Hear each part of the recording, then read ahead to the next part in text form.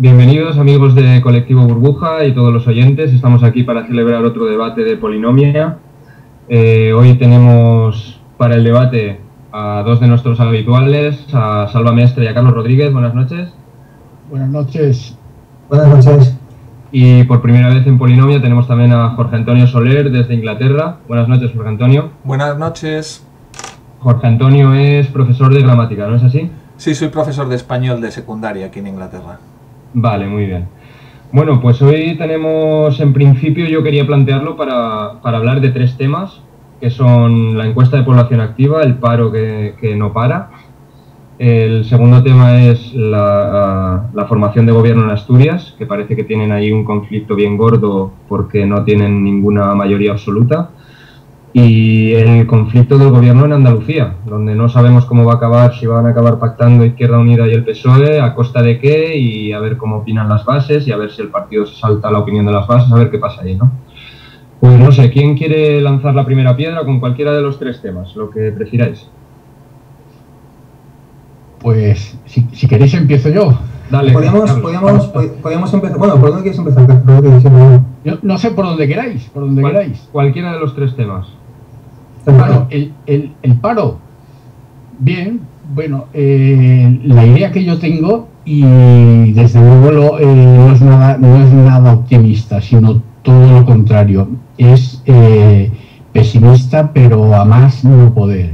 En primer lugar, porque este país no produce y el gobierno del PP lo que está haciendo todavía es asfixiar más las vías de producción, cargando y friendo a impuestos a las poquitas empresas que pueden sacar el país adelante, que son las pymes, las pequeñas y medianas empresas y los autónomos, que además, con un agravante, forman nuestro tejido empresarial y forman el núcleo de la clase media que también se están cargando. Es decir, están abriendo un abismo entre la sociedad española, por una parte, con estos oligopolios que ya hemos comentado otras veces, que nos van a llevar a cada día más quebraderos de cabeza, porque problemas que con las pymes deberían ser empresariales, se transforman en problemas políticos con los oligopolios, como ya hemos comentado en otras ocasiones,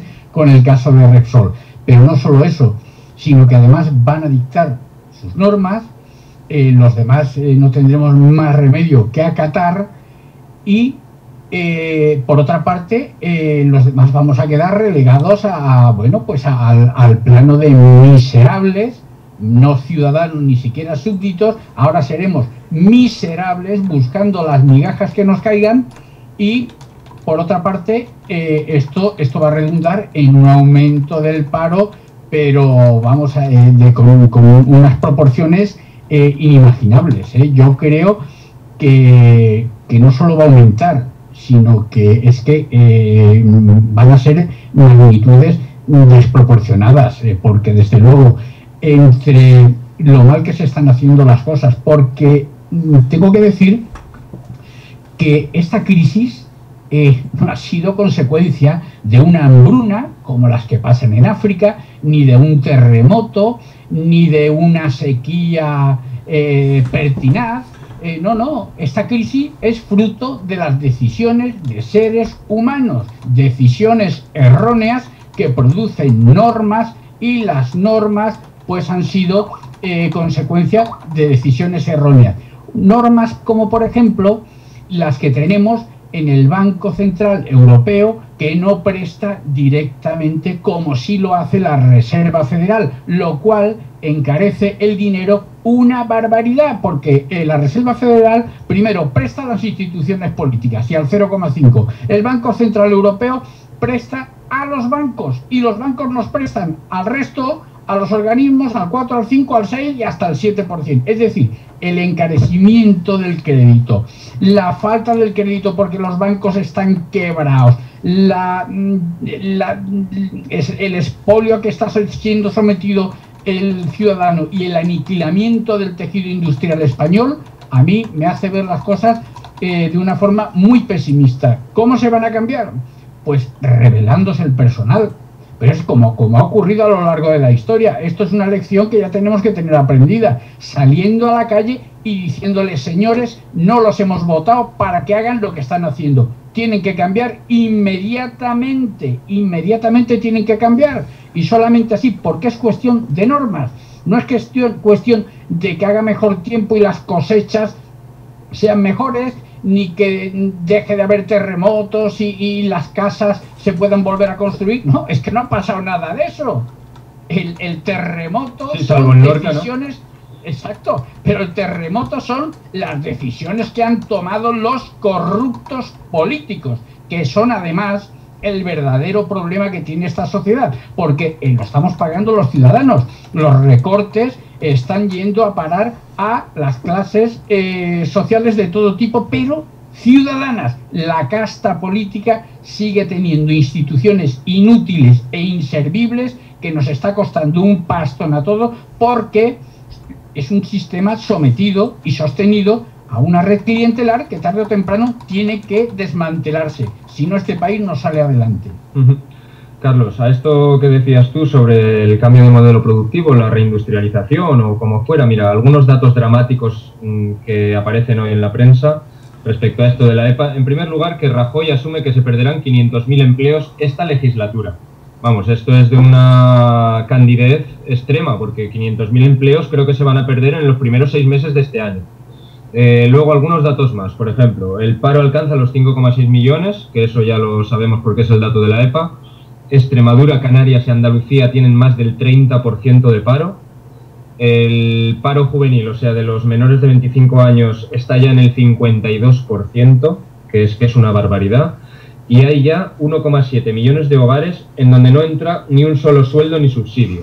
O sea, esto es una situación explosiva. O sea, ¿cómo lo veis? Salva. Sí, es explosiva, pero claro, es explosiva depende de cómo tú la interpretes, ¿no? Quiero decir, las condiciones materiales per se no generan una revolución. Es decir, claro. La dinamita no tiene por qué estar junto a la llama, ¿no?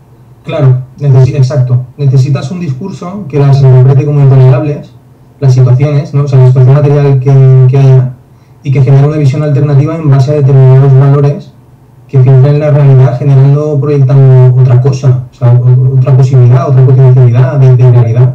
Según el discurso que se generalice, pues pueden haber diferentes alternativas. O sea, podrá aceptarse sumisa o mansamente, incluso resignadamente, la desgracia, así como en la Edad Media, ¿no? La voluntad de Dios dictaminaba que fuese pobre y santas Pascuas, y el que era rico era rico y se acabó, no hay nada más que decir.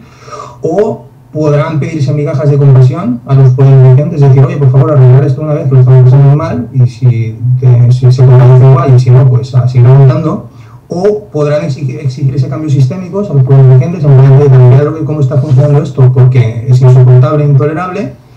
O el discurso puede ser más diferente todavía y filtrar la realidad para llegar a conclusiones de, o sea, asaltar el poder y tomar las instituciones para que se quede todo el chiringuito, ¿no? O sea, señores, váyanse todos, que ya nos lo aprendemos nosotros. Entre estas 4 opciones que he puesto, y pueden haber otros diversos matices, pues depende de tu discurso, o sea, depende de tus valores, depende de cuál es tu grado de tolerancia.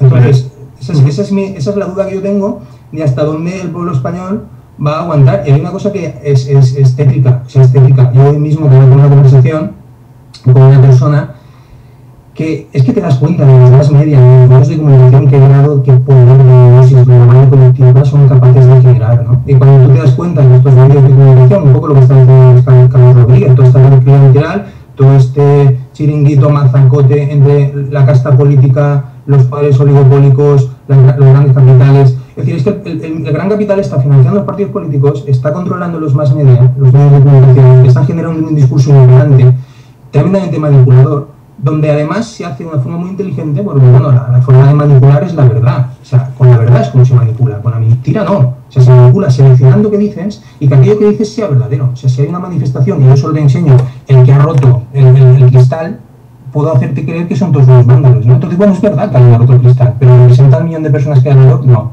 Entonces, bueno, esto ya lo tenemos todo muy claro, pero es que es sangrante. O sea, mi duda es cuál es el grado de tolerancia que tendrá el pueblo español a esta situación progresiva de generación de las condiciones de vida y políticas.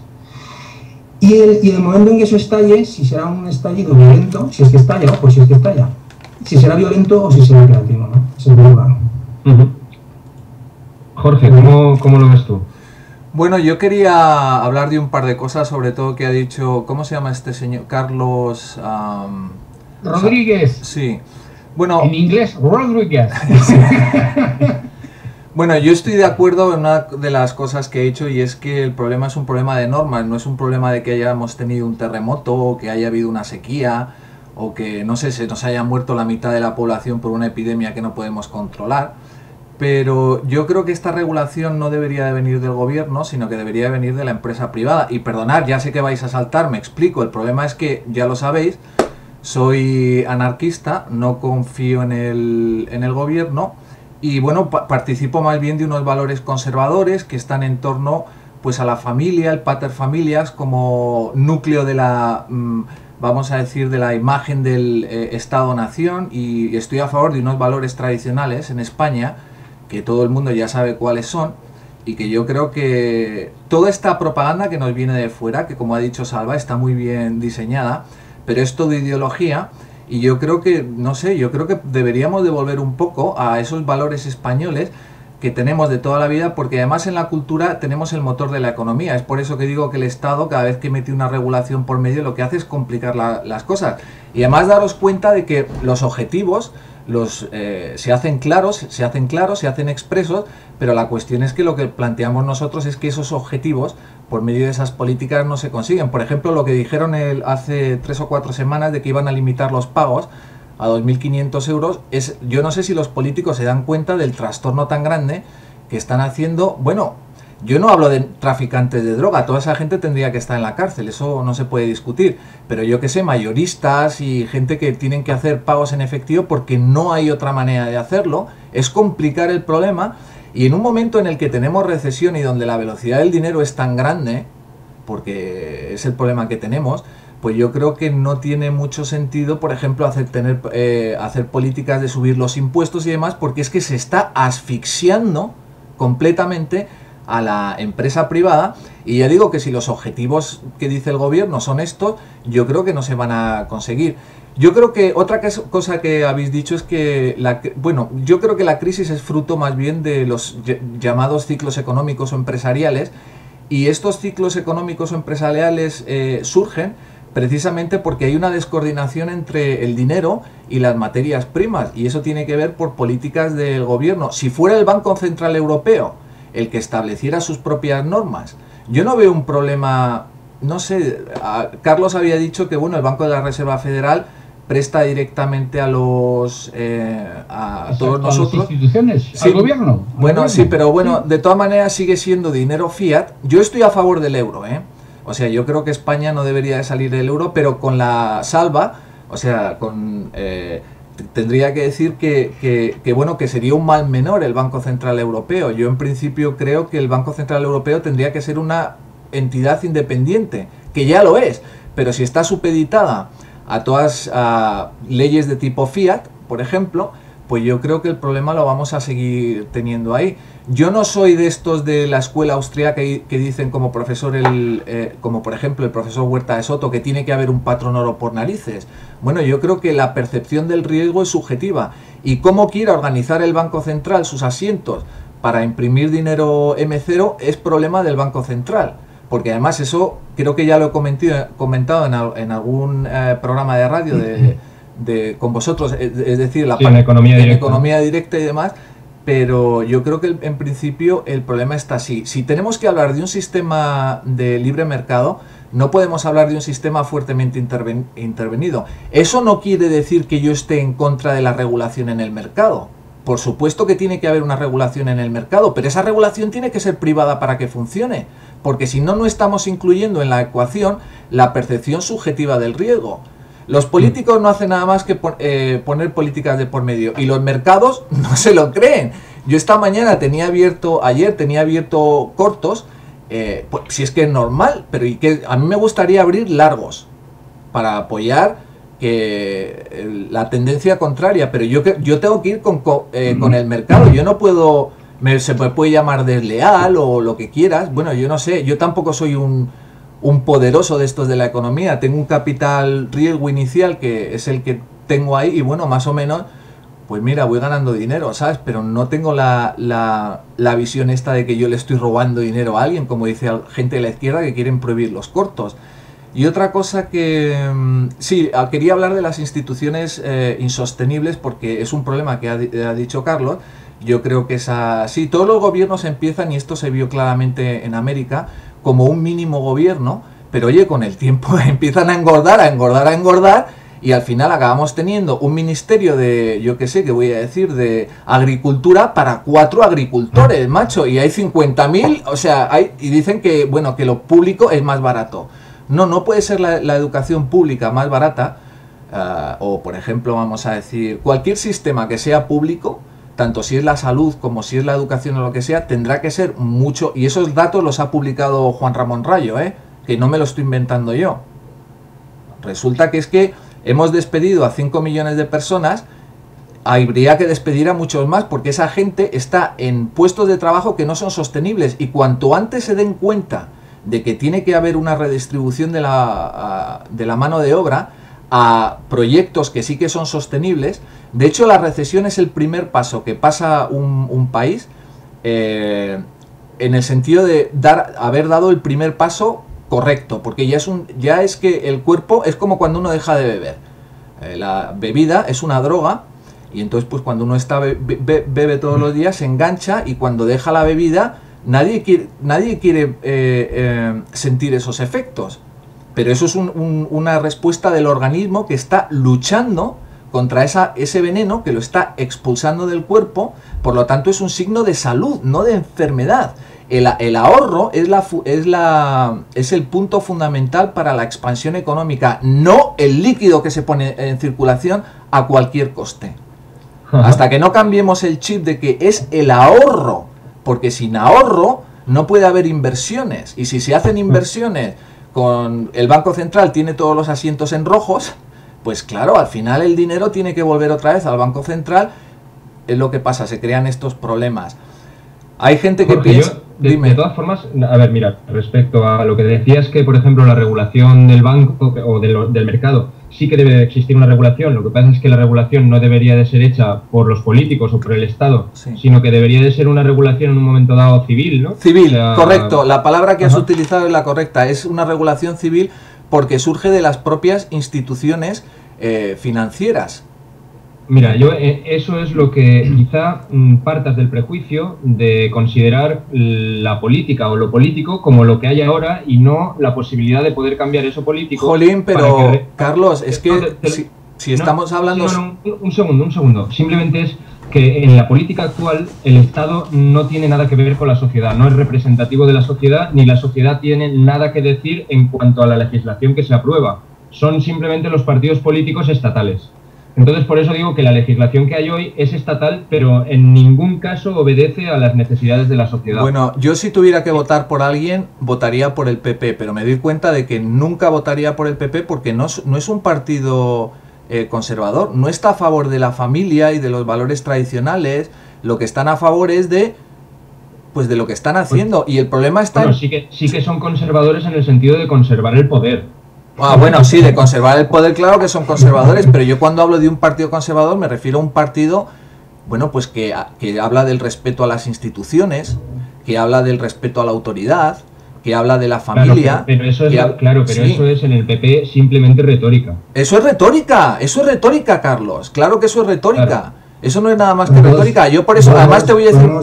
Podemos intervenir en el de Jorge. Sí. A mí me gustaría comentar varias cositas de lo que ha dicho Jorge. En primer lugar, la dicotomía entre público y privado, que si lo público es más barato, que si lo privado es más barato, que si lo público es más inviable.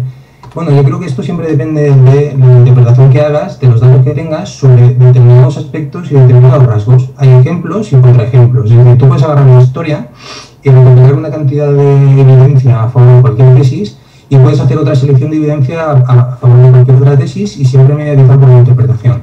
Entonces, habrá cosas en que efectivamente en determinados momentos privadamente ha funcionado mejor, y hay cosas que en determinados momentos públicamente ha sido más beneficioso. para toda la comunidad. Esto es así y la cuestión, yo creo que lo que hay que ser es sensato, no dogmático, ni extremado, ¿no? O sea, hay que ser sensato y ver en cada momento lo que funciona mejor y tener un sentido común.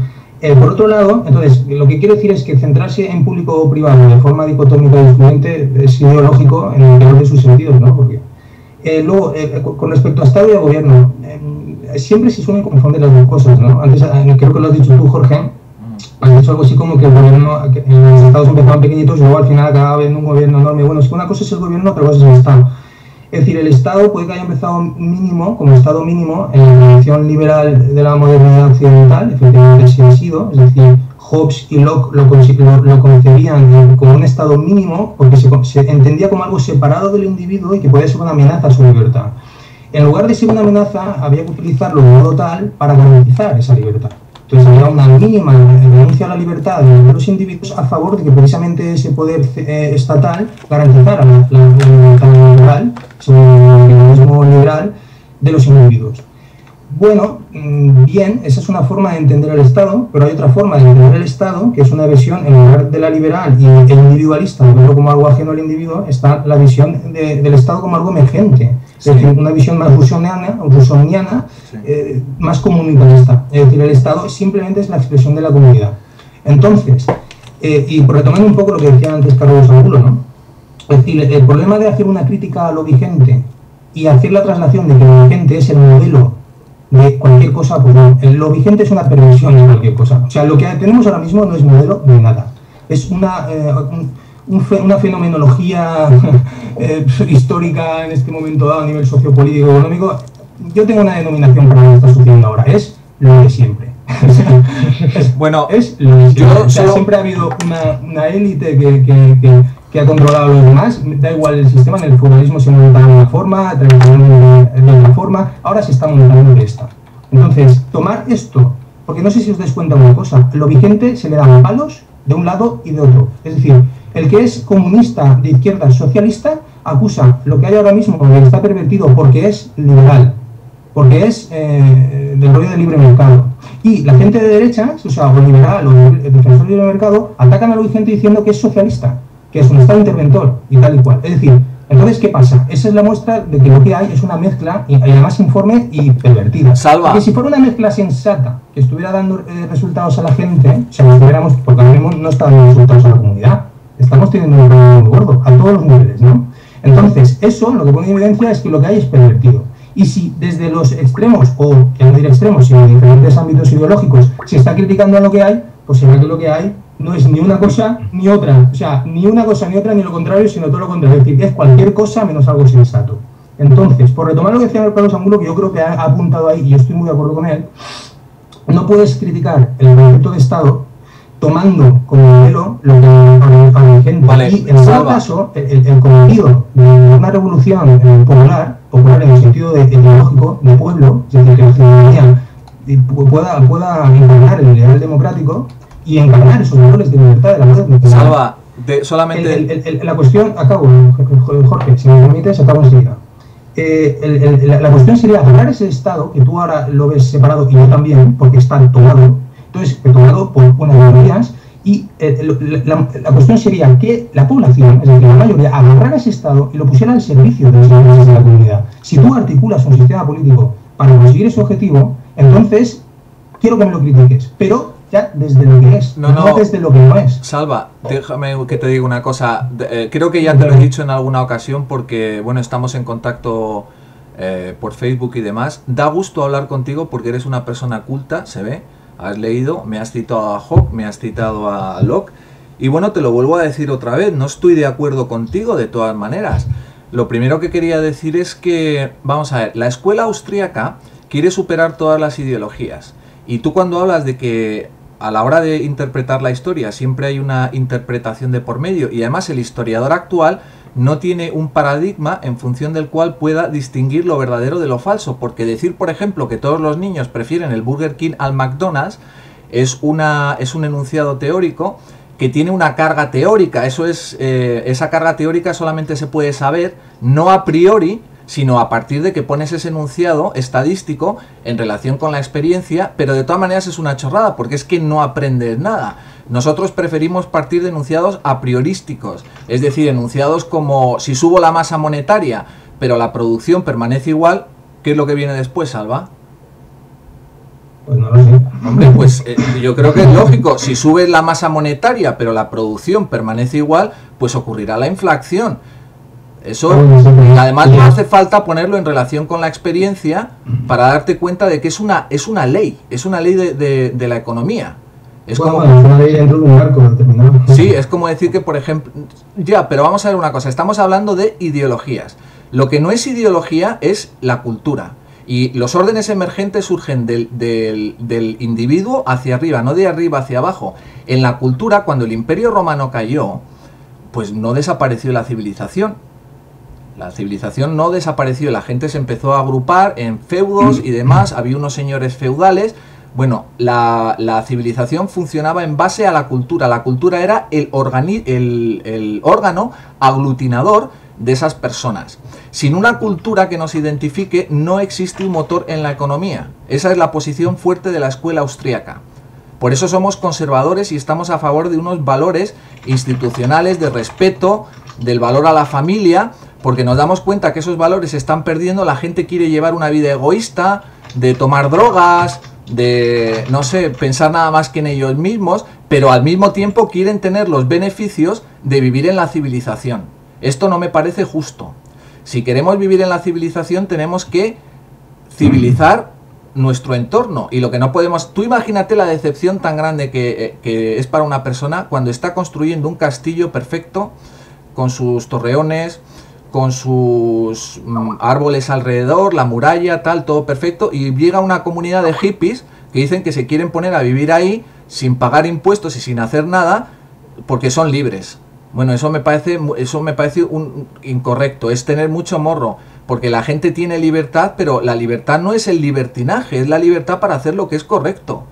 Los que tienen el poder... Un momento, la última cosa... Básicamente la discusión que podíamos haber entablado tú y yo es... Si el Estado es algo tolerable, aceptable, ¿cuál es la... no, la conversación que hemos... por Estado, sí, en fin... La conversación que hemos... Pero bueno, la conversación... Si no nos vamos a tirar aquí 3 días, que nos conocemos, que tú y yo nos agarramos... A ver, si me... No, pero Salva es un tipo bastante inteligente. Yo he discutido con él sobre los axiomas de la escuela austríaca y el conocimiento a priori, y además voy a decir una cosa, fue Salva y este tipo de la otra asociación que me hicieron una crítica muy pertinente. Yo creo que han sido de las mejores críticas que me han hecho, pero seguís sin dar en el clavo. Lo siento mucho. Reconozco... Salva. Pero no vamos a trasladar esas discusiones aquí, Jorge. Vamos a seguir con el tema, ¿no? Sí, a ver, si me permitís, por reconducir, mira, a ver, una de las cosas que decías de que la escuela austríaca es superar todas las ideologías, ¿no? Bueno, eso en sí mismo me parece ya algo ideológico, pero no es la cuestión tampoco. La cuestión es que tenemos una EPA con casi el 25% de parados y estábamos hablando de cómo reconducir el modelo productivo, y lo que está claro es que hoy por hoy en España, con los instrumentos y resortes de poder que la sociedad tiene, o sea, ninguno, no se puede reconducir la economía porque los partidos políticos estatales están al servicio de otros intereses que no son los de la sociedad. Pero no es porque el Estado sea ontológicamente enemigo de la sociedad, que eso es lo que parece que tú, Jorge Antonio, como eres anarquista, pues naturalmente tienes un prejuicio antiestatal. Pero todo depende de la naturaleza del poder en el Estado. Entonces, lo que sí que conocemos también es que hay otras opciones, otro diseño institucional diferente en el que el Estado sí que puede ser representativo de la sociedad y, por lo tanto, de las instituciones civiles.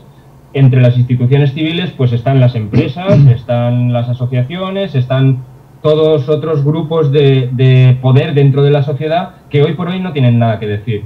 Entonces, en cuanto al modelo productivo, por mucho que hablemos de que, como decías antes, lo que hay que hacer para salir de la crisis es ahorrar, porque lo que hay es una discordancia entre lo que es el dinero y los recursos, pues sí, está claro que objetivamente quizá la escuela austríaca sea capaz de discernir esos desequilibrios y esas discordancias, pero con los partidos políticos en el poder actual, ni escuela austríaca, ni escuela de Chicago, ni escuela de nada, son solo una red de intereses.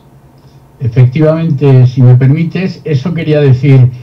hoy no podemos decir ni que el PSOE haga política keynesiana o socialista, ni que el PP haga política de la escuela austríaca. Que va, nada de eso. Si la farsa consiste en eso, en que aparentan cada uno tener un modelo económico y al final se ve que es lo mismo. O sea, aquí el régimen está montado, se sostiene sobre la base de una red clientelar que solamente en mi comunidad autónoma, en Valencia, porque además esto es de escándalo y de tener ya 14.000 cárceles llenas de políticos. Y es que lo que ha pasado aquí es de un régimen de corrupción que lo que no sé es cómo todavía aguanta esto. Aquí lo primero que se ha hecho, para saltarse los mecanismos de control que en España los ayuntamientos y en las comunidades autónomas pues están en manos del interventor. El interventor de cuentas y los tribunales de cuentas son los que conforman, los que dan conformidad al gasto. Bien, ¿qué han hecho esta gente? El régimen corrupto de partidos. Constituir sociedades anónimas al margen de la administración para colocar a su red clientelar. Solo en Valencia se han constituido 118 empresas públicas para llenarlas de amigos, de compromisos, de militantes, familiares y toda esa fauna afina a los partidos políticos. En lugar de construir un colegio o la Consellería de Cultura, pues se lo encargan a la empresa pública donde están los 14.000 enchufados. Luego dejan púas, por ejemplo, Ciegsa, que es la encargada de construir los colegios, de más de 1.000 millones de euros. ¿Qué está ocurriendo ahora? Y es de lo único que nos debemos alegrar porque toca a su fin todo esto. De que como no hay oposición, porque realmente el PSOE sale en televisión su minutaje para decir lo mal que lo hace el otro y el otro sale su minutaje para decir lo mal que lo hace el otro, no son oposición, es una farsa. La verdadera oposición hoy es Bruselas. Entonces Bruselas ha dicho, señores, o recortan en las autonomías o vamos a tener que intervenir. Efectivamente, ¿qué ocurre? Bueno, pues está ocurriendo lo nunca visto, porque hasta ahora la farsa daba por hecho y aceptaba que cuando ganaba el partido A, llamémosle PSOE, si estaba el PP, sus afines iban a la calle. Eso lo tenían asumido. Cuando ganaba el PP, pues bueno, colocaban a los suyos y echaban a los socialistas, Castilla-La Mancha, por ejemplo. Pero lo que nunca había pasado era lo que está pasando en la Comunidad de Valencia, que el propio PP tenga que echar a los suyos. Entonces, amigo, ahí viene el problema. 5.000 de una atacada tenían que echar ya, esta semana, los tienen que tirar, porque Bruselas ha dicho que si no se interviene, y el gobierno central ha dicho efectivamente que o los tiran a la calle o intervienen. Como tenemos un régimen corrupto, además de corrupto es cobardón, ¿qué han hecho? Como no se atreven, encargar a las firmas más caras del mercado que lo hagan. Pricewaterhouse, Deloitte, Broseta Consulting, por cierto, hermano del conseller de Cultura, al que le tienen que hacer el ERE en la Consellería de Cultura. En fin, que aquí acabamos hasta la tumba con el hermano o el cuñado, vamos a la tumba con él. El régimen corrupto es así. ¿Qué está ocurriendo? ¿Qué va a pasar? Pues bueno, que empiezan las fricciones dentro del propio partido, a este no que es mi cuñado, a aquel no que nos consigue muchos votos en la comarca tal, a aquel no que si no se puede ir del pico. Es la autodestrucción por fin del régimen clientelar, del sistema corrupto. Por esa parte hay que alegrarse. Luego, por otra parte, el tema de los ciclos. Yo realmente, si se cumplen las fases de toda crisis, es decir, recesión, después viene la depresión, luego la recuperación y luego el auge. Pues si esto fuera así de fácil, pues nos sentaríamos a esperar y ya está. Esperaríamos que se fueran cumpliendo los ciclos y yo, bueno, más o menos, pues ya tendré trabajo el año que viene o el otro, cuando lleguemos a la recuperación y al auge. Pero esto no es así. Oye, crisis... ¿Sí? unos datos simplemente, que hoy vi una fotografía por ahí, bueno, una especie de cartel que es muy llamativo, porque mirad, en España tenemos 166.000 médicos, 154.000 policías y unos 20.000 bomberos. Y la suma de todos ellos es inferior a los 445.000 políticos que hay en España. Exacto. 445.000. Por eso te digo que en esta crisis no se dan las teorías y los modelos típicos de los ciclos económicos. No, aquí lo que hay es un cachondeo de corrupción que ha traspapelado todo. O sea, aquí no puede venir un tío y decir, no se preocupen ustedes, que detrás de la recesión viene la depresión, después viene la recuperación y luego ya el auge. Estén tranquilos que esto ha sido así toda la vida. ¿Qué va, hombre? Pero si esto hay que desmantelar totalmente el sistema de corrupción que hay aquí. Carlos, solamente por alusiones, una cosa, nosotros lo que decimos es que los periodos de recesión y burbuja económica y demás, que son los ciclos económicos, en realidad es simplemente por la actividad regulatoria del Estado.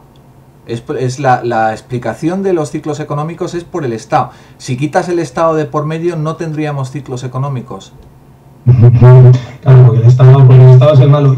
Rodríguez, por completar lo que tú dices, es que yo creo que es casi más que un proceso de recesión, y que es casi el final de una civilización. Es decir, es como cuando se autofagocita a sí mismo un sistema, ¿no? Con la degeneración, la decadencia. Es el Estado. Nunca estoy muy de acuerdo contigo en que lo que hay que es que desmantelar y resetear. Hay que desmantelarlo entero. Yo, mira, el otro día escribí en el colectivo el artículo sobre el fin del colapso de las ideologías y la llegada de la biopolítica. Y hoy os he hecho un comentario en el programa que habéis hecho de Democracia Real Ya, porque había visto, nada más al principio, con el tema de sanidad, todos los que van a excluir, lo que hablábamos el otro día también. Sí. Digo, coño, pero si esto parece la llegada de la biopolítica.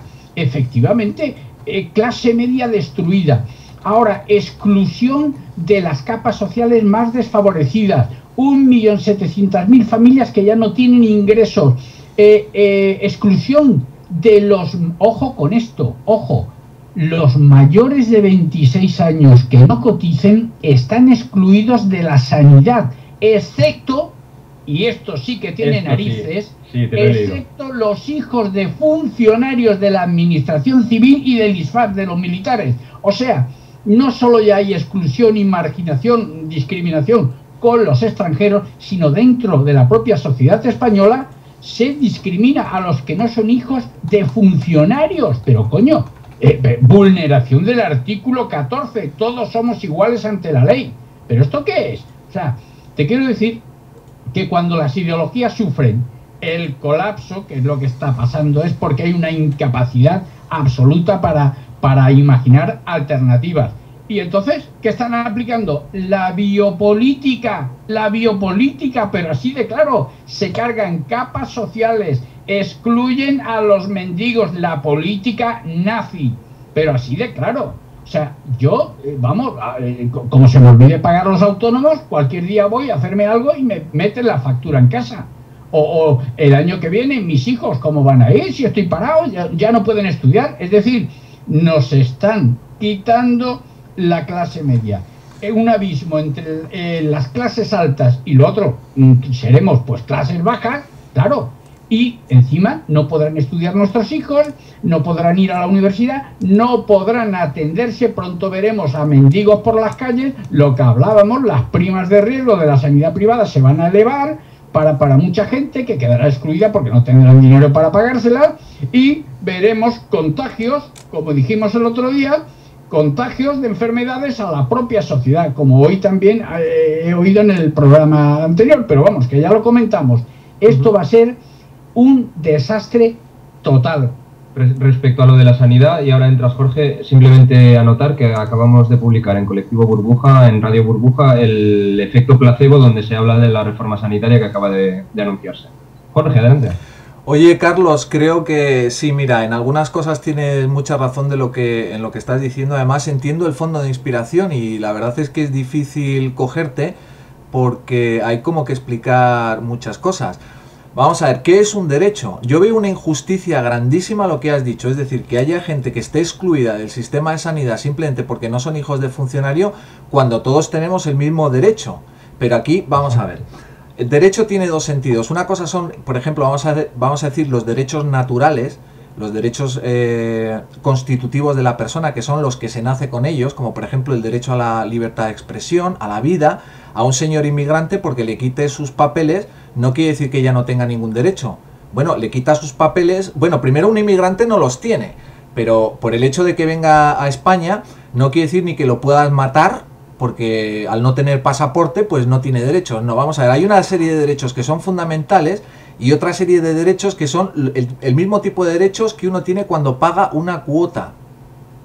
Ahora vamos a ver, en el tema que estaba diciendo Carlos, ahí me parece que tiene razón, porque ahí la exclusión de las personas está basada en principios totalmente aleatorios. Pero vamos a ver una cosa, y esto sé que no vais a estar de acuerdo conmigo. En una sociedad tenemos que tener el derecho a excluir a otras personas, porque si no podemos excluir a otras personas, no podemos hacer negocios con ellos. Si yo de mi casa tengo que aceptar a cualquiera que venga, no puedo seleccionar quién entra o quién sale, vamos a tener un problema muy grande. Y yo tengo un respeto por la inmigración brutal. He vivido en Marruecos 6 años de mi vida y he enseñado gramática allí. Los lazos de unión con esa gente fueron brutales. Y además es mi sitio favorito porque tiene una forma de vivir tradicional, una cultura tradicional. En España... Nací allí.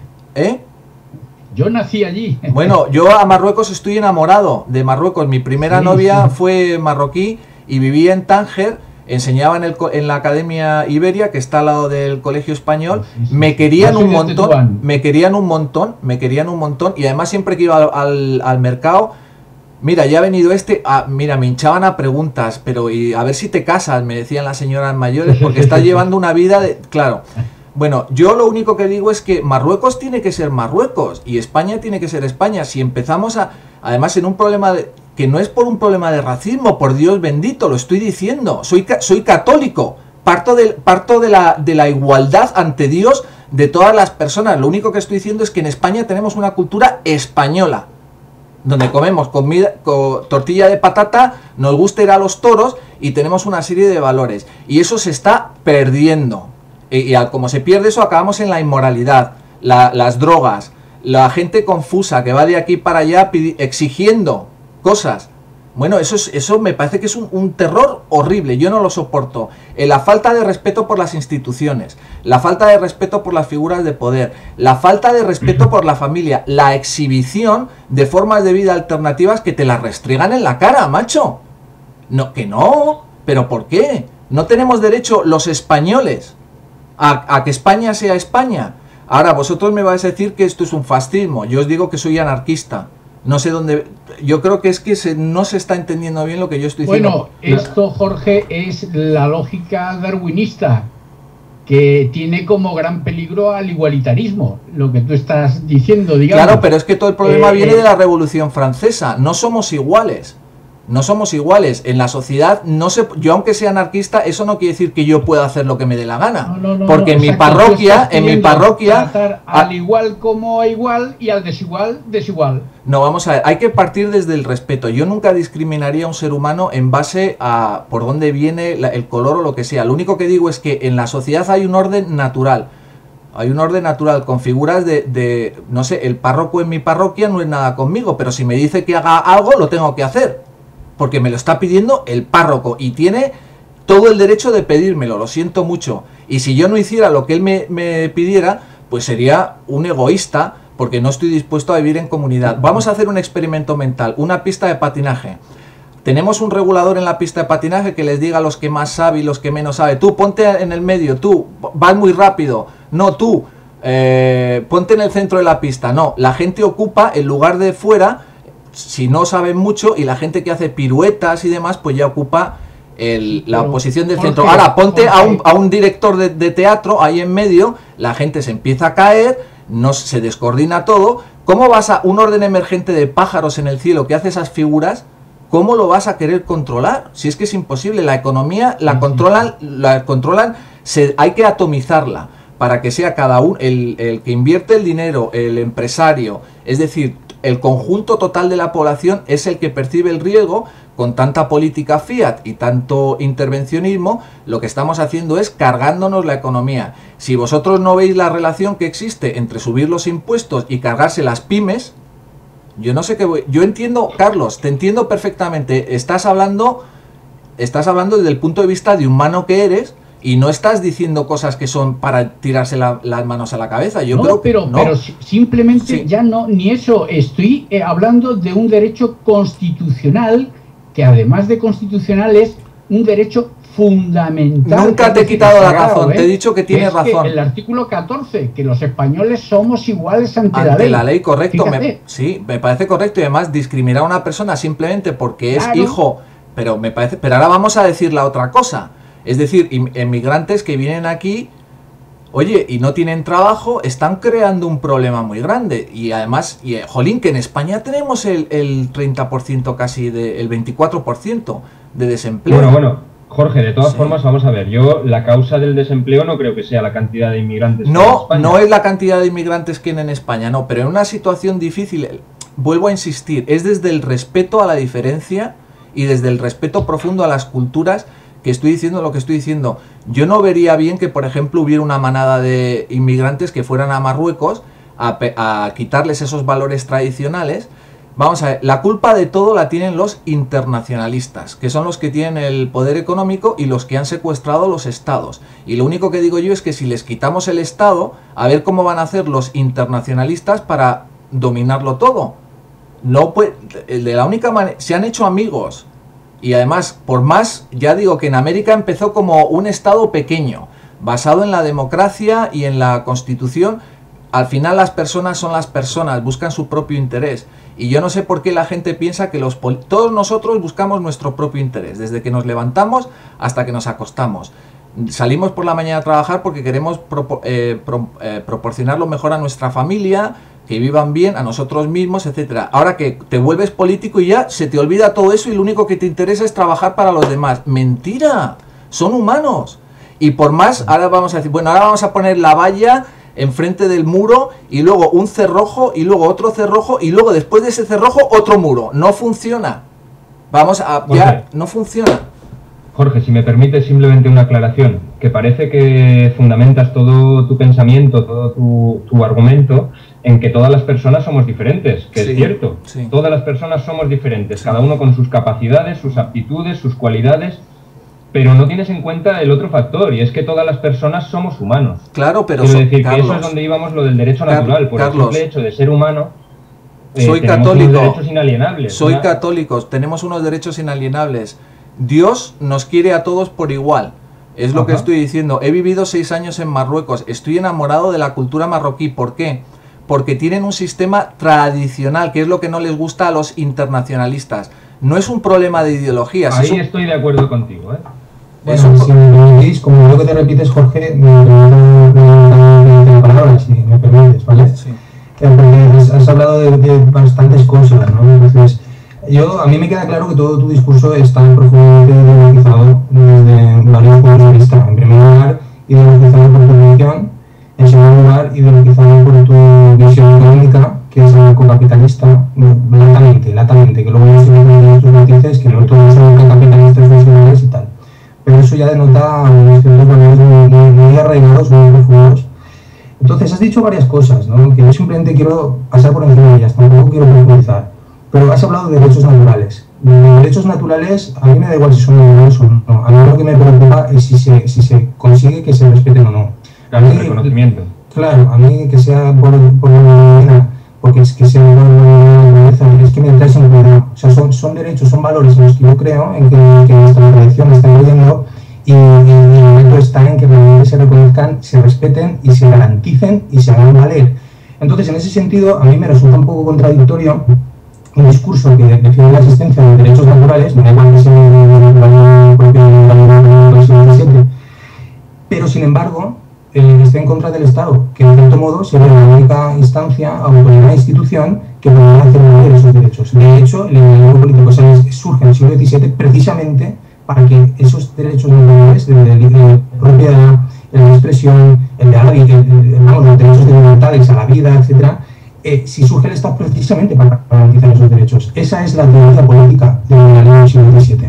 Entonces, me parece contradictorio que por un lado se defiendan los derechos naturales y se ataque al Estado, casi como es por abstracta, ¿no? Salva. Eso por un lado. Por otro lado, si me permite, si vas a ponerme una puntilla, te dejo. Si no, Continúa, Salva, continúa. Vale, luego estaba el tema de que has hablado del tema de la exclusión y has puesto el ejemplo de si entran en tu casa o ahí, ¿cómo puedes justificar el excluir a alguien poniendo el ejemplo de que no vas a permitir que alguien entre en tu casa? Porque yo creo que estás confundiendo dos planos, uno es el ámbito público y otro es el ámbito privado. Entonces, obviamente en mi casa nadie tiene por qué entrar, es mi casa, pero eso no significa que en el ámbito público esté justificada un tipo de exclusión determinada porque en mi casa yo tenga derecho a que no entre nadie. Esa es una confusión de planos. Quizás quiero decir otra cosa, probablemente la puedas hablar después, pero me queda confuso eso, ¿eh? Entonces, eso por un lado. Luego, has hablado de orden natural y has puesto el ejemplo de que tiene que haber un regulador en la pista de patinaje y que si el párroco dice que tienes que hacer tal, tú lo tienes que hacer porque quieres en la organización y tal. Bueno, a mí eso me parece profundamente ideológico. Es decir, es apostar por los valores tradicionales y el propio hecho de creer que hay un orden natural ya es en sí mismo un valor, es una fe, es una creencia. Porque si hubiera un orden natural, yo solo pido que me digan dónde lo escribe para que todos vayamos a leerlo, no leamos todo cuál es. Por desgracia, la gente, pues, no es una cosa, otros creen que es otra, y pues la verdad se ha llegado a matar por eso, ¿no? De hecho, hay varios millones de muertes por haber creído en que el orden natural es de una forma o de otra. No, pero eso, vamos a ver una cosa. Por otro lado, también has hablado de particularismo y de universalismo. No has hablado así, has hablado de internacionalismo, has hablado de tradiciones, pero es la confrontación típica entre particularismo y universalismo que encarnaron en su época Kant y Herder. El tema es, da igual, cuando tú me hablas de internacionalismo, no necesariamente tengo por qué asimilar el universalismo como negativo. Tú me estás hablando de unos mecanismos de globalización que están sometidos a determinados poderes y eso también lo critico. Pero eso no es un argumento, y vuelves a comentar la falacia antes, criticar lo vigente o criticar la noción o la ideal o la idea. Es decir, que el internacionalismo o la globalización ahora se esté dando de forma pésima al servicio de unos pocos y al detrimento de unos muchos, no significa que el universalismo en sí mismo sea nocivo y que haya que hacer una defensa del particularismo y de la tradición. A mí también me sugiere y me atrae muchísimo el tradicionalismo y el particularismo, pero considero que es una cosa mucho más compleja, muchísimo más compleja. Y para acabar, si me permitís ya, estaba una cuestión muy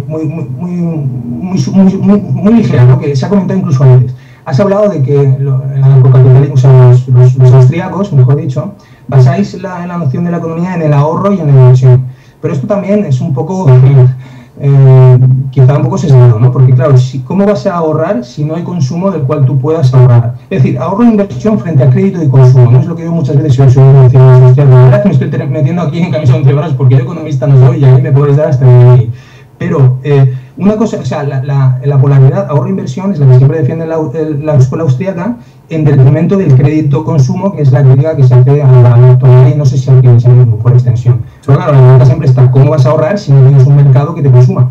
¿No? Entonces, ese aparente binomio que está cerrado en círculo yo creo que no es tal.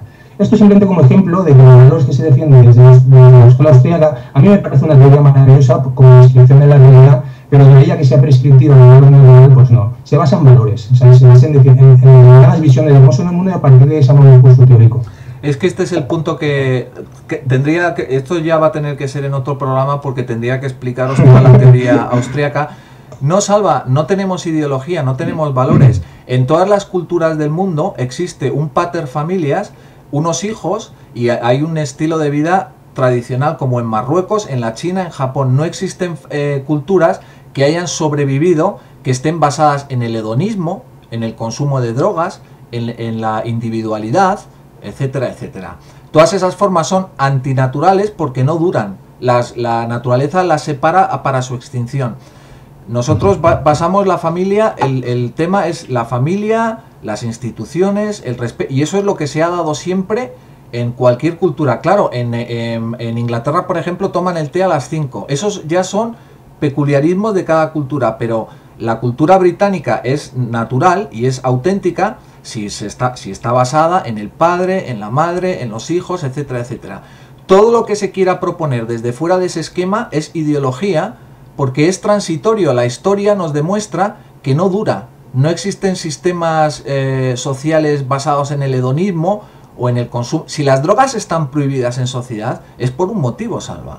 Yo creo que en eso podemos estar de acuerdo, en que no podemos tener una política permisiva con gente que, bueno, pues que lo único que quiere es vivir del egoísmo y drogarse. Yo lo que digo es que si se quieren drogar, que se vayan a la selva con sus amigos, porque aquí en sociedad lo que hacemos es, hay unos lazos de unión entre nosotros, y con la relajación de las costumbres, lo único que acabamos es en la inmoralidad, en la indecencia, en la corrupción y en el libertinaje.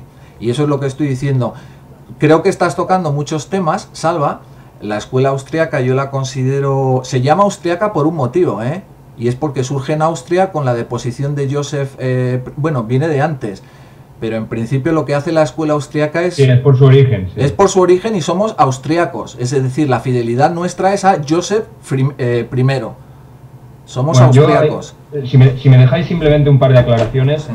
Una, respecto al tema de la cultura que decías, Jorge, que es imposible que sobreviva una cultura pues fundamentada en el hedonismo, el consumo de drogas, todas estas cosas. Bueno, vamos a ver.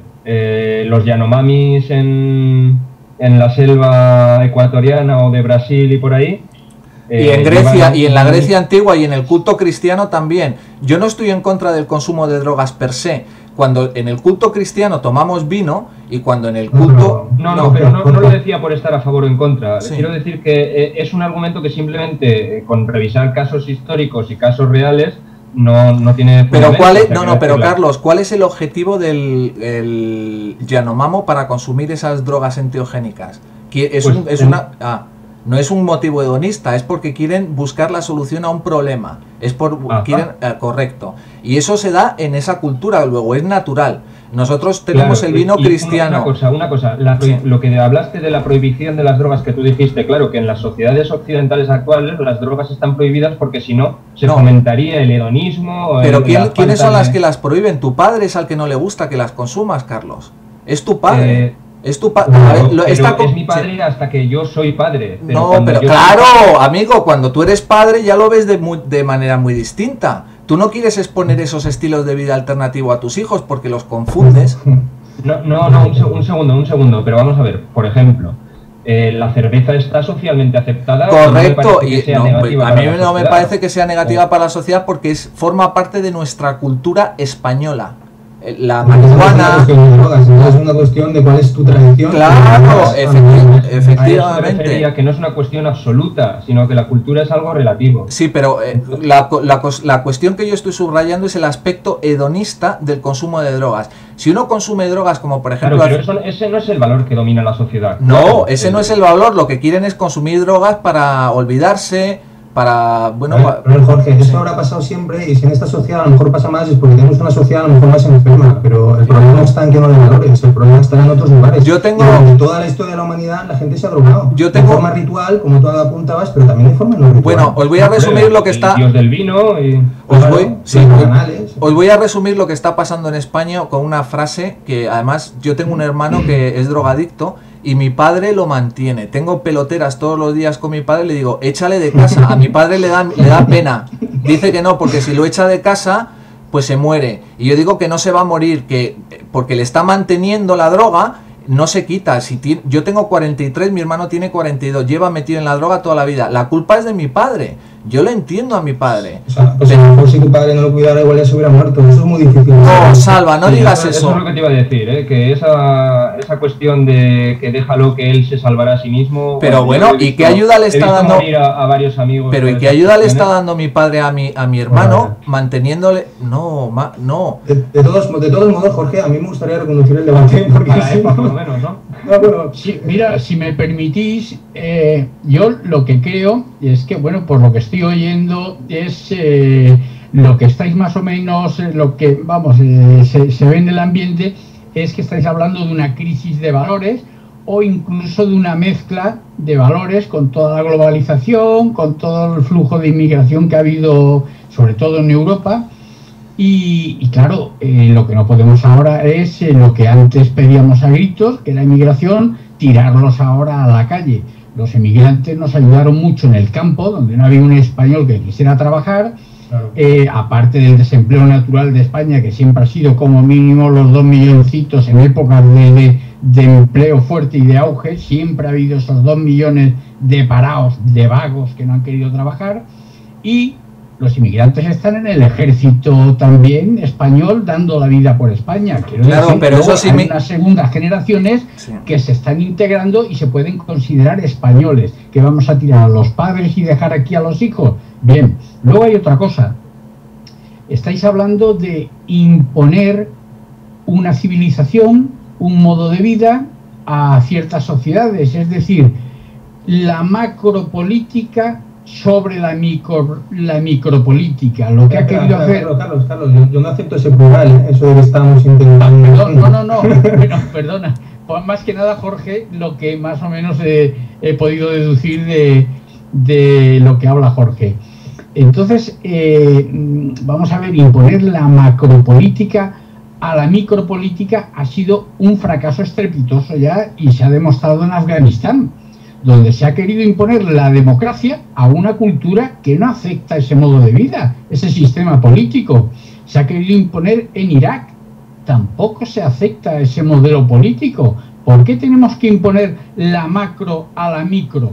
Correcto. ¿Por qué no dejamos que sean las costumbres de ese país? Correcto. Muy poco que nos gusten, pero es que es su forma de vida. Es su forma de vida. Pero esa es otra cuestión que se explica mucho más fácilmente por una palabra: imperialismo. Imperialismo, cabrón y Exacto. asesino. Imperialismo, cabrón y asesino. Internacionalista Exacto. y asesino. Y luego, No conozco ningún otro tipo de imperialismo, ¿eh? y luego tenemos, pues, estamos hablando de ideologías. Yo creo que las ideologías han colapsado, como he dicho antes. O sea, ideologías no hay. Es que ahora mismo no hay ninguna diferencia entre votar PP y votar PSOE. Claro. Es votar a ver quién roba más o quién roba menos. No hay más.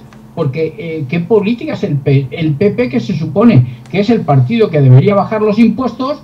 Pues nos vemos con que es el que los sube.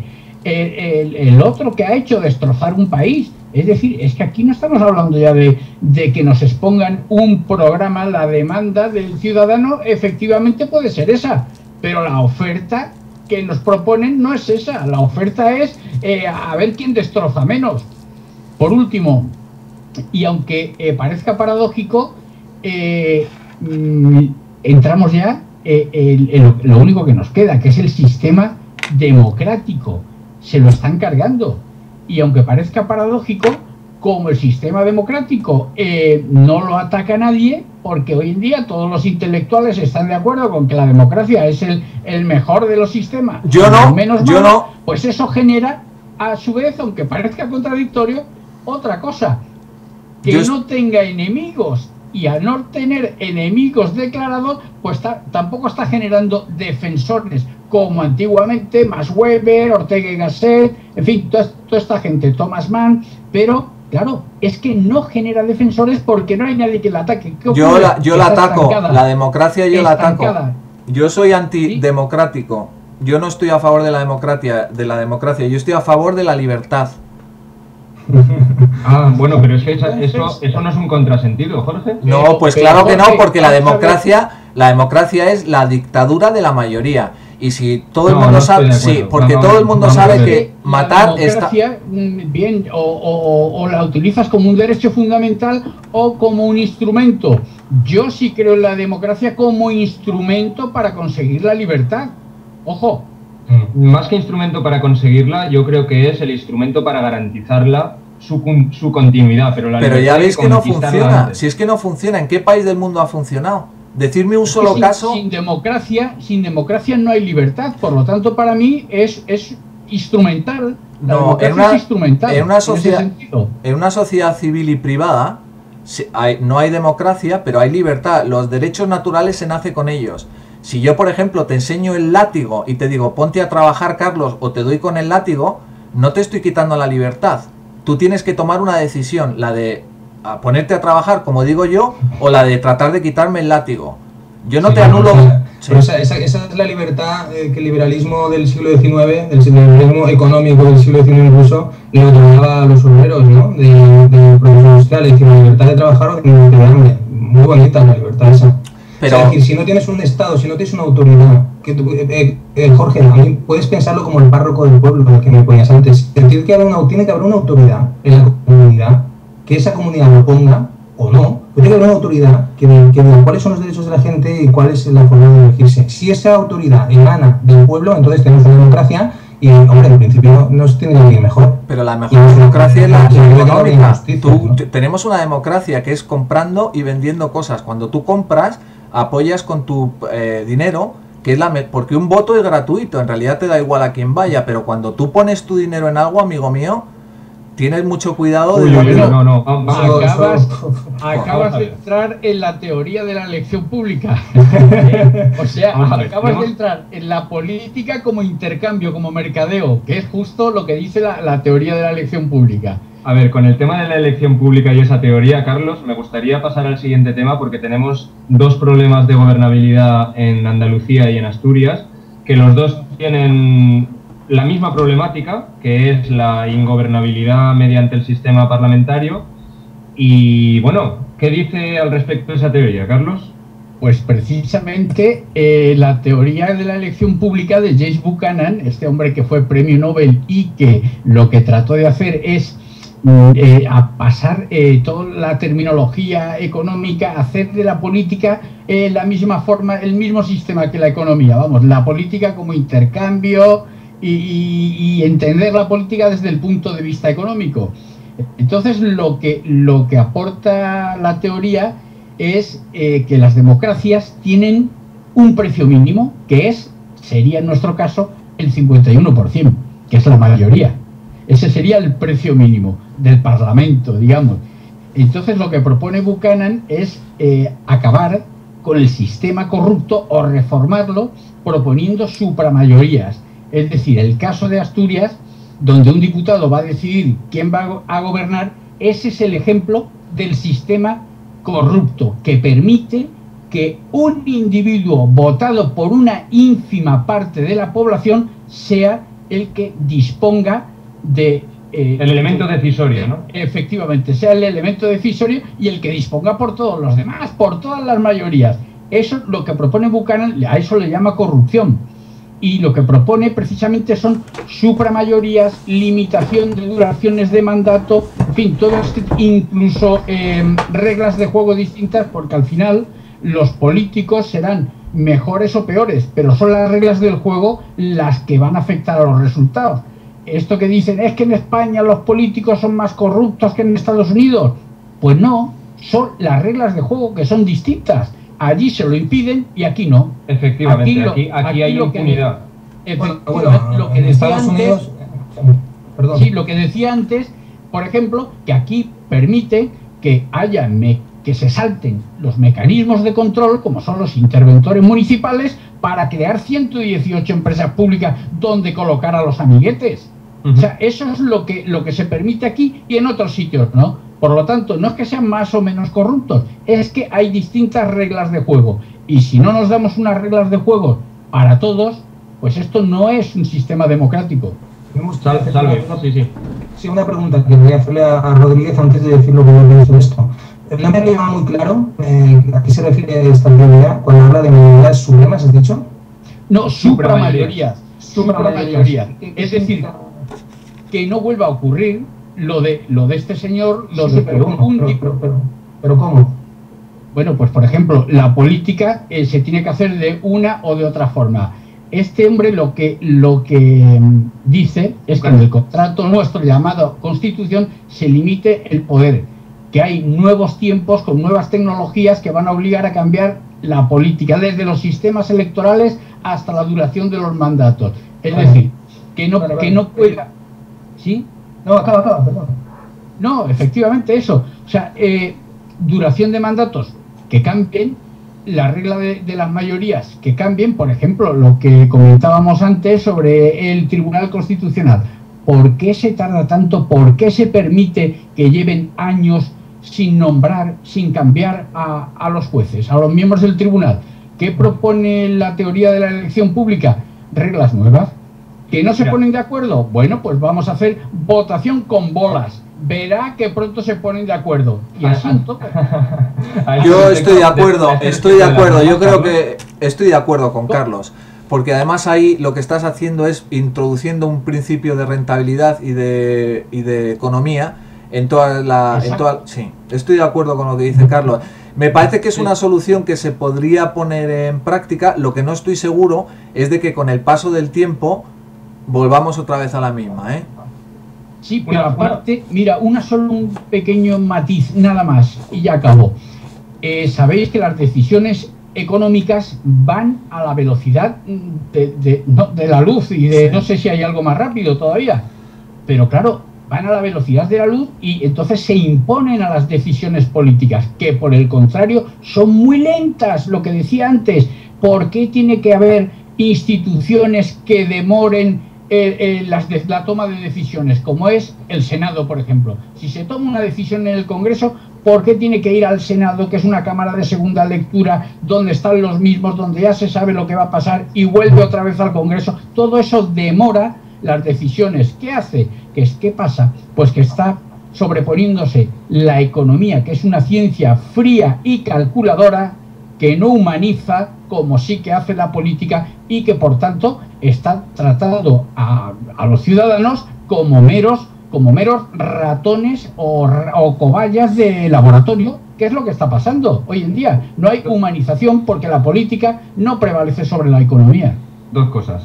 En primer lugar, aclarar, porque estamos hablando aquí de la política y la economía, y más o menos supongo que el oyente medio tendrá una noción de lo que es, pero me gustaría dar pues lo que es mi definición de la economía para poder aclararnos, y que no hace falta hablar ni de keynesianismo, ni de escuela austriaca, ni de los de Chicago Boys, no me refiero a eso. Ni de política económica, ¿no? Vamos a ver, la economía para mí es el ciclo de abastecimiento de la sociedad.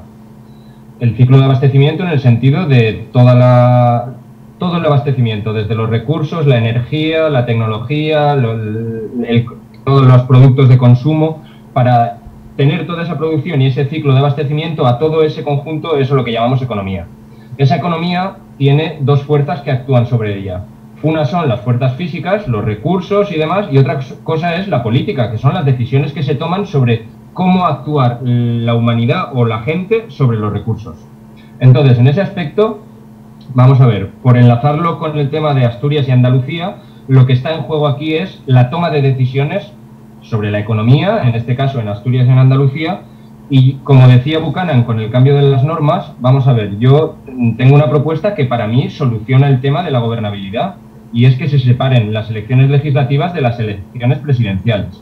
Quiero decirse que, ¿por qué no se puede formar gobierno hoy en Asturias y en Andalucía? Porque no hay una mayoría absoluta y hace falta un pacto, y ese pacto necesariamente lleva implícita una cesión o una concesión de unos a otros para que se llegue a ese pacto. Si estuviéramos eligiendo al presidente directamente, en este caso en Asturias, por ejemplo, habría una candidatura que es la de Cascos, otra la que presente el número 1 del PP, si quiere, otra la de Izquierda Unida, otra la del PSOE, otra la de UPyD, y después de una primera vuelta, los dos que más votos hayan sacado, si no hay una mayoría absoluta, se presentan a una segunda vuelta, igual que hacen en Francia, y entonces ya no habría posibilidad de pacto postelectoral, sino que antes de esa segunda vuelta ya tendrían que haber, no se necesita ningún pacto. Simplemente los candidatos que no han llegado a la segunda vuelta endorsan sus votos o no. Endorsar quiere decir aconsejar a sus votantes que entreguen su voto a alguno de los otros candidatos. Entonces ya preelectoralmente, antes de la elección, ya sabemos a qué atenernos. Y cuando tuviéramos la elección hecha, el candidato elegido tiene ya la mayoría absoluta. Pero estás cambiando, o sea, estás hablando de cambiar el sistema parlamentarista a presidencialista. Claro. Si me permitís aquí, claro, yo es que estoy muy de acuerdo con esto. Es decir, el tema, pues, a lo mejor dicho de otra forma, quizá no tan analítico ni tan extenso, es simplemente que hay una confusión ahora mismo de los poderes salen todos de la misma elección. Se elige al Parlamento, a la Asamblea Nacional, cuando en realidad todo el mundo asume que se está eligiendo al presidente. Y todo el mundo lo entiende como pues esto es una perversión. Cuando estamos votando al Parlamento, tenemos que estar votando a los parlamentarios que van a realizar las leyes. Ese es el poder legislativo. Y luego está el poder ejecutivo, que es aquel que toma decisiones de su acción dentro del marco legal y legislativo de las leyes que se hagan en el Parlamento. Entonces son dos cosas diferentes. Lo que pasa es que como los país, esa excepción es real, es simplemente teórica, pero no es real, nosotros votamos al Parlamento y se reparta el pastel del Parlamento, esas facciones votan la investidura del presidente. Ese es el problema de la idea que no se en Asturias. Esto no pasaría si la elección al Parlamento no tuviera nada que ver con la elección del presidente, que está diciendo Carlos. Si votamos al presidente, sea quien sea, que es el Ejecutivo, o sea, es el Poder Ejecutivo, el que va a ejecutar las leyes y va a liderar la administración del Estado o de la comunidad autónoma. Y por otro lado, vamos a votar, en este caso, en nuestro sistema, a partidos políticos que van a configurar el poder legislativo. Y por otro lado, se tendría que votar separadamente al judicial para que no pase lo que decía Carlos Rodríguez, de que el Tribunal Constitucional está dando vueltas alrededor de cuáles son los intereses del oligopólico económico y político, que es el que manda. Entonces, si las elecciones están separadas, cada poder está legitimado de forma independiente y supuestamente tendrá que responder a la voluntad popular y no a intereses creados entre ellos. Esto es la reconquista del organismo político revolucionario del siglo XVIII. Pero nada más que eso, a partir de esa base, pero es una reconquista, no de la perversión, ¿no? A la que llevó el liberalismo también en su vertiente económica, donde todas las supuestas conquistas sobre el papel se revirtieron. Solo hay que mirar el documental de Félix Rodrigo Mora, que se llama La otra cara de la Pepa, de la Constitución de 1812, para ver claramente cuál fue la otra cara de la moneda, ¿no? Es decir, lo que estaba detrás del papelito. El papelito era muy bonito, pero luego lo que se ejecutó con eso no responde al sueño que se soñó en aquel entonces. Pero bueno, esa sería la forma de recuperar y de poner al servicio, a los pies de la ciudadanía, el Estado actual. No habría ese problema de gobernabilidad, porque el gobierno tendría que ser el presidente el que lo maneja, los parlamentarios que hacen las leyes y no están en el mercado. Entonces, lo que decías tú antes, Carlos Rodríguez, la teoría esta no me ha quedado muy ¿no? Elección pública, public choice, que tenemos aquí a Jorge Antonio. Public choice, bueno, yo lo veo un parche, porque tampoco me ha quedado claro si es un parche al sistema proporcional, ¿no? Porque que si el 1% sea un tránsfuga que te puede cambiar todo eso, ¿no? De decisiones. A lo mejor un problema del sistema proporcional, el sistema pero esto no pasaba, pero a lo mejor sí, ¿no? Entonces, la verdad es que no me queda muy claro. Mira, si se trata, esa teoría lo que trata es de aplicar las herramientas económicas a la política, pero esto no tiene nada que ver con esto que te voy a decir. Esto que dices, efectivamente, aquí lo que tenemos son elecciones legislativas, por lo tanto, el presidente del gobierno lo que tiene es una legitimidad de segundo grado, no lo elige el pueblo, lo elige el Parlamento. Por eso las elecciones presidenciales tienen muchísima más legitimidad, porque es votación popular al presidente, ¿sabes? O sea, es lo que ocurre en Estados Unidos, que el presidente tiene muchísima más fuerza y además tiene la legitimidad del pueblo, de la votación popular, que aquí no la tiene. Aquí lo elige el Parlamento, aquí no elegimos nosotros a ningún presidente. ¿Sí? Sí. No sé, yo lo único que quiero decir es que la toma de decisiones... Salva, un momento, te oímos fatal. Vamos a reconectar tu llamada y que intervenga Jorge ahora. Bueno, yo en principio he dicho que sí, que estaba de acuerdo con el esquema de Carlos, pero claro, si te pones a pensar que en realidad, como ha dicho Carlos también antes, que la auténtica oposición la están haciendo desde Bruselas, yo creo que el euro ha puesto en evidencia a los políticos que cuando estaba la etapa de la burbuja, pues venga a prometer cosas, expansión económica, todo el mundo contento, y la verdad es que ahora da igual si pones al PP o al PSOE. Lo único que pueden prometer los políticos ahora son políticas de austeridad. No tiene nada que ver con ser... sí.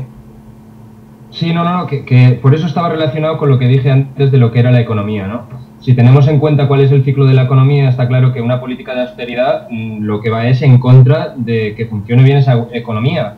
O me explico, vamos a ver. Pero vamos a ver, Carlos, la economía física a la que yo me refería no tiene nada que ver con el entramado monetario financiero que hay montado, que es el que domina hoy por hoy la economía real. Entonces, si los políticos o la política se orientara de verdad a mejorar la economía real, está claro que las medidas de ajuste no son las adecuadas.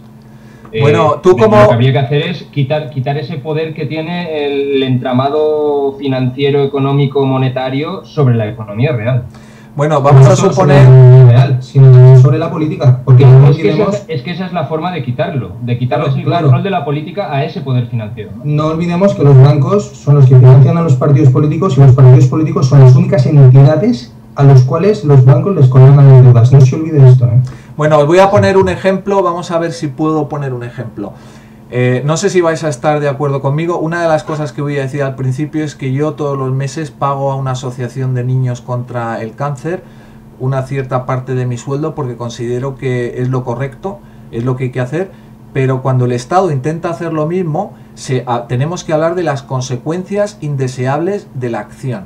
Por ejemplo, en la India había niños trabajando en las fábricas y resulta que responsables de la ONU fueron para allá y tuvieron tanto éxito en la política que pusieron en su lugar, es decir, todos los niños fuera de las fábricas, que bueno, al mes todos esos niños que ya no trabajaban en las fábricas se habían vuelto prostitutas. El gobierno podrá tener las mejores intenciones del mundo, Carlos. Si tú ganas al mes 100.000, pero de esas 100.000 tu hijo dice, bueno, yo tengo derecho a coger 50 para invertirlo aquí. No puedes controlar tus cuentas. El mejor principio... Jorge, no me va a permitir cortarte. Es que no puedes hacer eso. Es un ejemplo perverso. O sea, vamos a ver, ahí el problema no es si es el gobierno o no es el gobierno. Ahí es simplemente si la decisión se hizo de forma sensata o no. O sea, eso, ¿qué más da que sea el gobierno o una... Porque te puedo poner 100.000 ejemplos de cuando... una iniciativa privada, o la ONU, o que nos juntemos 10 y hagamos una acción de ese tipo. O sea, el tema es si lo hace sensato o no. No tiene nada que ver si es el gobierno o no. Bueno, ¿y qué política sensata se puede...? O sea, en la India el problema principal que... Yo estoy de acuerdo que los niños tienen que ir al colegio. Soy profesor. Y yo además, vuelvo a insistir, creo que desde el egoísmo no se puede vivir en sociedad. Yo todos los meses, y os puedo mandar la carta de donde establezco esos pagos...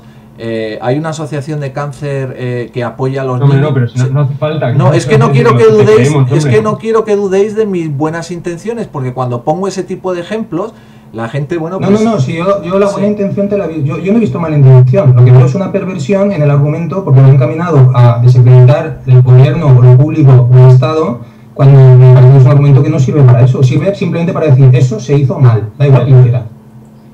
Claro, pero es que cualquier tipo de... Un orden emergente se controla desde abajo, no desde arriba. Cualquier tipo de regulación que quieras hacer a ese orden emergente lo destrozas porque desarticulas las vías de información que se dan entre los mismos. En los sistemas emergentes es muy complicado. Mira, Jorge, te voy a decir una cosa. Es muy complicado que me demuestres que la corrupción en nuestro país no, y todo el entramado que hay partitocrático en este país, no es resultante de una orden emergente. Es tremendamente complicado que eso no lo demuestres. O sea, tú no me puedes demostrar que el Estado no es una estructura que ha salido emergente por la evolución de la cultura. No, porque sí, lo puedo... Simplemente lo puedes calificar y asumir esa creencia. Bueno, sí, pero cuando a nosotros nos callaron la boca no por medio de un argumento, sino a base de bombas.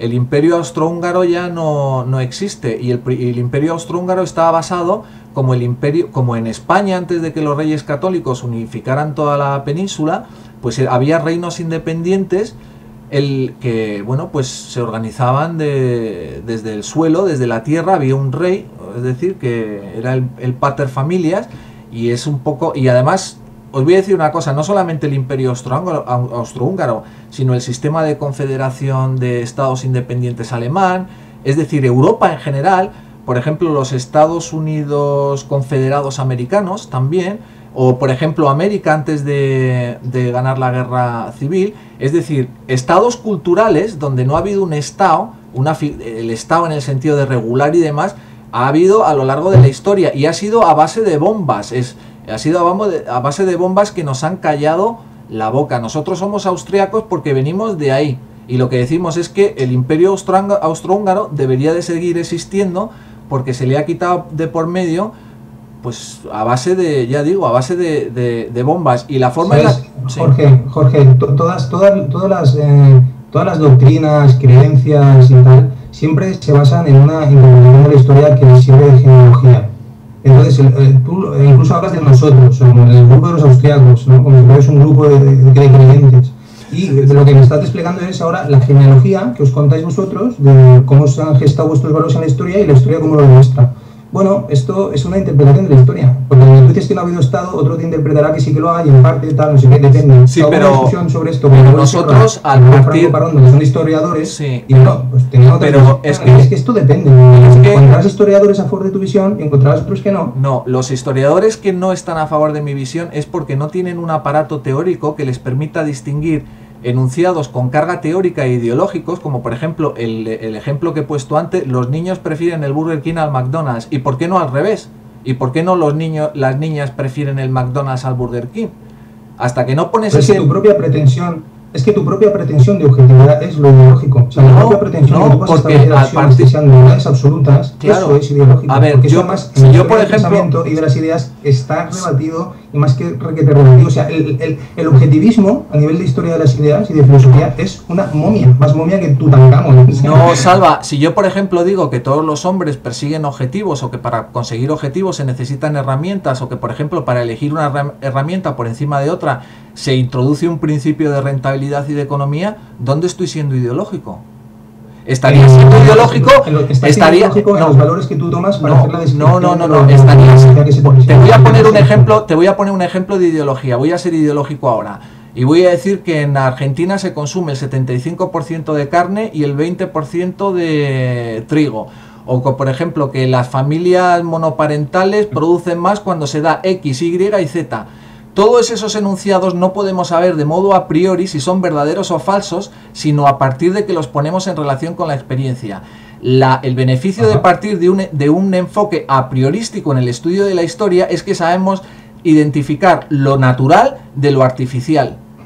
No, claro, a ver, la ventaja cuando tú pones un a priori, un axioma en el cual describir todo, es que vas a estar totalmente convencido de tener la verdad. No, pero si es que sí, pero es que ese axioma sea tan autoevidente como tú pretendes con tu objetividad. No, porque has llegado a él por un análisis racional, y esa pretensión es lo que no puedes mantener y sostener en una de las formas de que si lo sometes a un riguroso análisis racional y filosófico. Claro, vamos a ver, Jorge, por intentar poner un poco de luz en el tema, y Salva también. Cuando habláis de que si un argumento es a priorístico o es ideológico, porque no es a priorístico o axiomático. Vamos a ver, el ejemplo que intentabas dar, por ejemplo, de que si una herramienta se busca su mayor eficiencia, eso no es ideológico. Bueno, claro ya, pero si intentamos fundamentar con ese axioma una economía y entonces decimos que como ciertas personas las consideramos herramientas por su fuerza de trabajo y demás, son menos eficientes que otras, y entonces las descartamos, que es lo que está pasando, por ejemplo, en una economía que no esté orientada a la sociedad, sino que está orientada simplemente a la productividad encarada, o sea, diseñada para unas instituciones que son las que dominan esa economía. Entonces sí que estamos partiendo de un axioma utilizado en función de la ideología que luego lo aplica. No, entonces, pero vamos a ver, sí. Hay axiomas que son contradictorios los unos. Por ejemplo, un axioma que es primero es que todo acuerdo tiene que ser voluntario. Y si, por ejemplo, un acuerdo es de forma voluntaria, las dos partes se benefician por igual. Si un acuerdo no es voluntario, hay una parte que se beneficia más que la otra. Esto es axiomático. No lo puede... Pero Jorge, el problema está, ¿y qué es voluntario? Porque si yo o trabajo o muero de hambre, es voluntario que yo por trabajo. Estoy asumiendo un poco la crítica marxiana que han Carlos en Google. Es decir, es que el problema es que cuando estableces toda tu teoría estás teniendo una cantidad de implícitos que no explícitas, o sea, que se quedan ahí en el background del discurso, lo están orientando. Es decir, es deshonesto intelectualmente, pero digo, sí, claro, y más de una vez te lo he dicho, hemos tenido muchas discusiones sobre esto. A mí me parece muy bien que tú veas el mundo, no tengo ningún problema, pero yo simplemente, mira, por salirme un poco de la discusión y verlo desde más arriba y como más fácil. Yo constato que hay gente como tú que lo tiene muy claro, pero es que también constato que hay otra gente que lo tiene tan claro como tú, pero viéndolo distinto. Y no simplemente es un grupito, hay infinidad de grupitos que lo ven distintos a los demás. Y oye, ¿qué quieres que te diga? Yo a lo mejor lo veo a mi modo. Lo que no pienso es que los demás sean idiotas. No, yo no, cuidado. Si a esas voy... Salva, yo no estoy... Salva, lo primero... Si a esas voy me estoy poniendo soberbio. Entonces, tu soberbia desde luego que no la entiendo emocionalmente. Me parece un tío súper bajo. Estoy seguro que si nos tomamos una cerveza nos reiríamos juntos. Yo no hablo de eso, hablo a nivel intelectual. Es decir, yo veo una soberbia intelectual profunda y enorme en la pretensión de tener una objetividad desde la cual poder categorizar toda la realidad de forma definitiva. O sea, eso es prácticamente religión. Pero vamos a ver, si me permitís, yo soy... Mira, me gustaría intervenir simplemente para una cosa. Yo creo que es el fin, como he dicho antes, del adoctrinamiento, más que nada, porque las ideologías en parte pues se constituyen con la doctrina, y el adoctrinamiento creo que es el que ha llevado a la decadencia a esta sociedad, a la división, a la crispación y al final a la farsa democrática, porque tanta sectarización y adoctrinamiento lo que ha hecho ha sido dividir a la sociedad. Hoy lo que toca, y ya lo digo porque se acerca el 12 de mayo y hay que estar unidos, lo que toca es dejar de lado los adoctrinamientos y de nuevo volver a repetir y a insistir en que debemos de partir de aquello que nos une. Sí, a mí, sí, como a muchos, creo que lo que nos une es el hartazgo contra este sistema corrupto que nos ha llevado hasta aquí. y el hecho de que somos españoles, que está haciendo mucho daño a los ciudadanos. Y entonces lo que creo es que debemos de dejarnos de tanta doctrina ideológica y ahora mismo pensar en que nos tienen que unir otras cosas, buscar esas bases de unión y empezar desde ahí. Sí, yo estoy de acuerdo. Creo que hay cosas muy importantes que nos unen, tenemos una historia común, tenemos un lenguaje común. Entre nosotros tendríamos que ser como hermanos. Eso lo digo clarísimo, como hermanos. Y vuelvo a insistir una cosa, el problema no es la inmigración, porque si yo invito a un señor de Francia o de Marruecos a mi casa, a nadie le importa, ese señor ha venido voluntariamente con una invitación. El problema es cuando vienen oleadas de inmigrantes de forma ilegal, no tenemos el dinero para... A mí me gustaría que España fuera tan rica que pudiera alimentar a cada ser humano que existe en el mundo, pero tenemos que ser realistas, si no producimos, no tenemos ni siquiera para costearnos nuestros propios gastos. Lo que no podemos hacer es, no será como el fotógrafo este que al final se acabó suicidando porque tomó la foto esta de la niña que se estaba muriendo en África con el buitre al lado y la gente le decía, pero ¿por qué no la cogiste? Y es que el señor decía, es que había 50.000, no era esta niña, me tendría que haber cogido a todos. Me muero de pena de que haya sido, al final el señor acabó suicidándose por esa presión social, porque no quisieron ver, no se daban cuenta de que ese señor es fotógrafo y bueno, pues sí, él podrá querer ayudar a todo el mundo, pero ¿puede hacerlo? Esa es la cuestión. Y yo, Salva, te considero un tipo súper inteligente. Te vuelvo a repetir que la crítica que me hicisteis y de todas las críticas que se me han hecho, esa es la única, la que es más pertinente. No me acuerdo del nombre de la otra persona, creo que está en el grupo este de que se dedican a subvencionar programas en África y demás. No sé si sabes. Sí, es una fundación, la que yo soy vicepresidente. Sí, bueno, pues ese señor me ha hecho una crítica muy pertinente y además os contacté en privado a ti y a él y os dije, bravo, enhorabuena, porque la crítica que me habéis hecho es la mejor que se me ha hecho a lo largo de toda esta experiencia que he tenido debatiendo con vosotros. Creo que seguís sin tener razón. Es que si no puede haber una democracia si no decimos lo que pensamos libremente y desde el respeto, desde la educación. Bueno, eso es obvio, claro. Claro, desde el respeto, desde la educación, desde las buenas maneras. Yo creo que cualquier persona puede expresar la idea que quiera, porque es desde el respeto que se está haciendo. Ahora, si empezamos, no sé, la gente que se insulta, que no se quiere escuchar, no, allá acabamos. Y como decía Carlos, yo creo que hay cosas que nos unen en España. Yo me siento orgulloso de ser español y de tener una cultura tan rica, donde te coges un coche y te vas 200 kilómetros hacia el norte y ya la gente come, piensa. No es como en América, que está todo homogeneizado. En España tenemos una cultura riquísima, muy, muy, muy rica, y nos la estamos cargando. Donde la gente ya quiere... ¿no? Rico, rico. Oye, macho, ¿vas a comparar tú un McDonald's? Dímelo tú, por favor. ¿Se puede comparar un McDonald's con cualquier comida de la que hace tu madre? Imposible. Y la gente prefiere esa homogeneización. Yo creo que somos españoles. No hay ningún problema en reconocer que somos españoles, porque es lo que nos une. Sin una identidad común, amigos míos, no podemos hacer nada.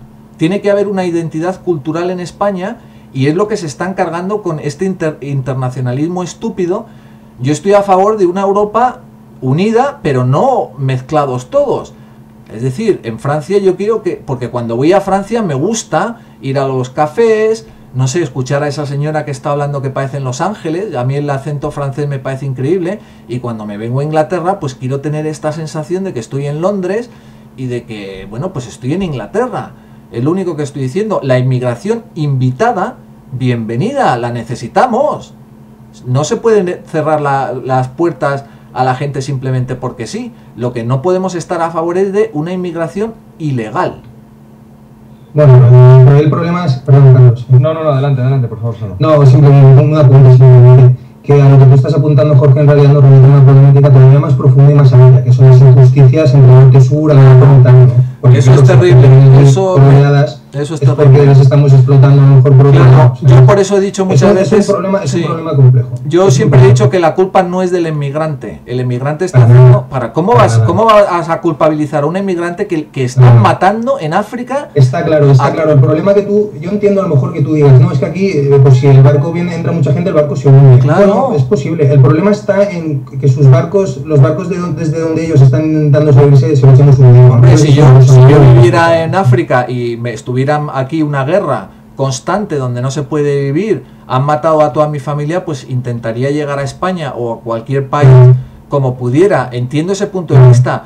Yo lo que creo es que son los internacionalistas los que están manteniendo una situación de pobreza brutal a África. Es que esos internacionalistas, es esa globalización, perdona que te corte, pero es también por reconducir un poco el tema, ¿no? Y ya cerrando el debate, si acaso. Esos internacionalistas son el problema, Jorge. Acabemos con ellos. Es decir, acabemos con ellos, sí.